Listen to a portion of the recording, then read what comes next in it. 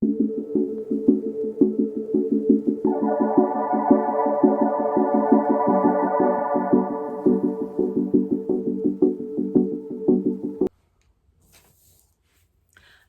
I have been playing UFO Bingo for about 8 weeks now, and I have realized that what it really needs is a UFO Bingo shiny things page. A couple of things have come up that relate to things that to activities I'm going to be doing over the next few months, and I need to make something for them. And one of them is actually just a scathingly great idea that I had for a quilt, and I really want to have a play with it. So I'm going to do just a block of 9 things that if something comes up that I really want to do, I can put that in as an addendum to my UFO Bingo. It gives me a record of the ideas that I've had, and it kind of legitimizes me going off on tangents, which was always going to happen. I don't know why I didn't think of this first when I first started. But yeah, so basically I've got this sheet. I've made it quite big because I've made the boxes big because I'm going to have to put some details in. I haven't started these projects, and I just need to put a reminder in there of what it is that I will be doing. So I'm just going to fill that in now, and then I will take you on a tour of the things that I've put in there. Okay, I have made my UFO Bingo Shiny Things page. This is it. Turns out I couldn't remember how to freehand draw a star, so I have 2 pathetic attempts, and then one I had to practice on another piece of paper, and one of them actually worked. So I've got some little stick-on diamantes, and I got some metallic shiny Sharpie pens. If it's called UFO Bingo Shiny Things, they have to be shiny things. I'm a bling girl. They'll always be bling.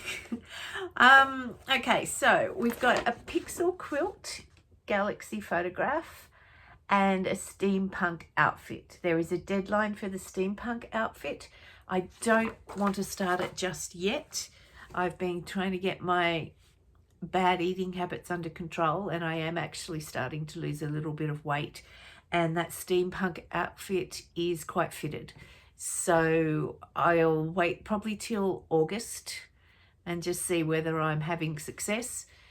I do want to try and fit it properly. I had the skills years ago, probably more than 20 years ago, 25 years ago. And I'd like to start trying to get those back because I have a heap of dressmaking fabric that I want to use, and I am a bit awkward to fit, and so it will be great to get those skills back so that I can spend my time sewing garments that are actually going to fit me. So the pixel quilt, I've found a photo that I would like to reproduce. It's a photograph of a galaxy out in space, and I found some software that will pixelate it, and so I've run it through there. To get a decent copy of the photo, I need about 118 little blocks, pixels by 118. So I was thinking I would make those 1-inch squares. I'd like to make them 2 inches because they're way easier to work with, but that's going to make such an enormous quilt. So I'm thinking about whether I cut off some of the edge or whether I go with the smaller blocks. I think I might actually go with the smaller blocks and cut off a little bit of the edge, because 118 inches across is bigger than a pre-cut backing fabric. That's usually 108 inches across, and if you buy 3 yards of it, then it's about the 108 by 108. So that one I'm still thinking through. I'm also up against the fact that I did use all of the colours of grunge fabric because I love grunge fabric, and I wanted to think of a project that would use it. And I think it would be fantastic in this particular quilt because there are gradations of colour all the time. And I use, in that when I use the software to pixelate the photo, I put in all of the colours of grunge fabric that were available from eQuilter, which is probably the whole range. And it's come up with something really beautiful, but it doesn't tell you which fabric is in each pixel. So what I'm thinking is I might have to run it through some cross-stitch pattern making software, and that will actually tell me, it will put a symbol in each square, and that will be related to a colour or to a fabric. So that's what I'm going to do next. That's the next step. I haven't tried to source that software. I don't know what it's going to cost, and I may have a friend who has a copy and I could just try it out. So that's the next step on that one. So that's why it has to go on there, because I'm really excited about that quilt. I can't wait for 4 years to be finished my UFO Bingo cards. The other one is the steampunk outfit. There is a steampunk event in my region later in the year, and a friend and I are going to go, and we think we're going to have some other friends coming too. And so we'd like to dress up. And I have sourced a pattern for a skirt and jacket and a pattern for a hat. And fabric. I've got fabric for the skirt and jacket. I had a look in a fabric shop today for something that might be suitable for the, I think they call it, what do they call it? Anyway, it's like a corset thing that goes underneath, and the jacket buttons up underneath the bust. So I had a bit of a look. I'm thinking maybe a brocade, because I bought a linen for the skirt and the jacket, and I just like to introduce a bit of bling into everything, and a brocade with some gold threads and things like that would be good. And pretty much in keeping, I guess, with the steampunky kind of, it's a Victoriana steampunk thing, so it will fit in. So I will get some film of the things that I've already bought and the things that I've already done, and show those to you as well.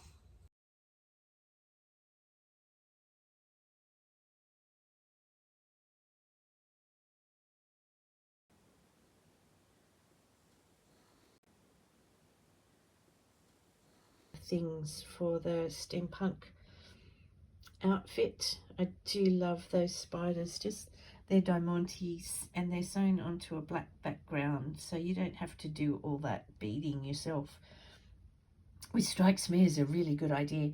I did pick up the 2 little clocks. What are they? Little waistcoat watches. Fob watch? Yeah, that might be what it is. I think they're the wrong colour, but my son's partner is an artist and has huge amounts of paint floating around the place, and we might just be able to add some bronzy colour to that, or coppery colour to it.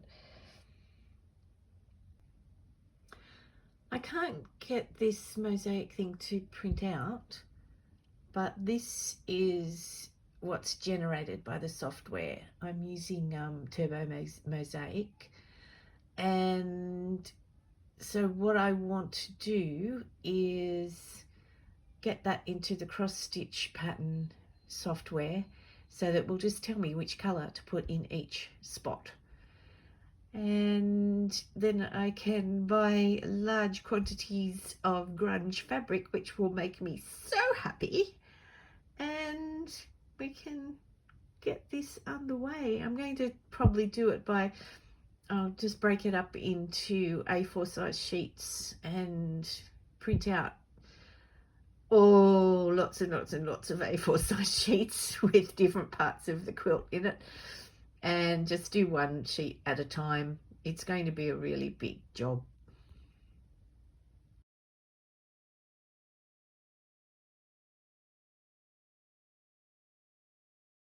This is the finishing fabric that I bought today that I'm planning to make a bag out of. I do have make bags in general on my UFO Bingo card. Most of it is for fabric that I've already put aside because I'm planning to use it in a bag. I just think I probably need to add this one specifically. Otherwise, I'm going to be making 6 bags under the heading of generally make a bag. And that's going to take a really long time to cross off that particular box of the UFO Bingo card. The lighting in this sewing room is a nightmare for filming. It's why I try to only film when the sun's out. But anyway, these are the bag patterns I own. I will choose one of those, possibly the one on the far right, the one with the lady is holding, for this fabric. I absolutely love the fabric. I'd like to see as much of it as possible, and that actually looks like quite a useful size for maybe going away for the weekend, or just going shopping in general.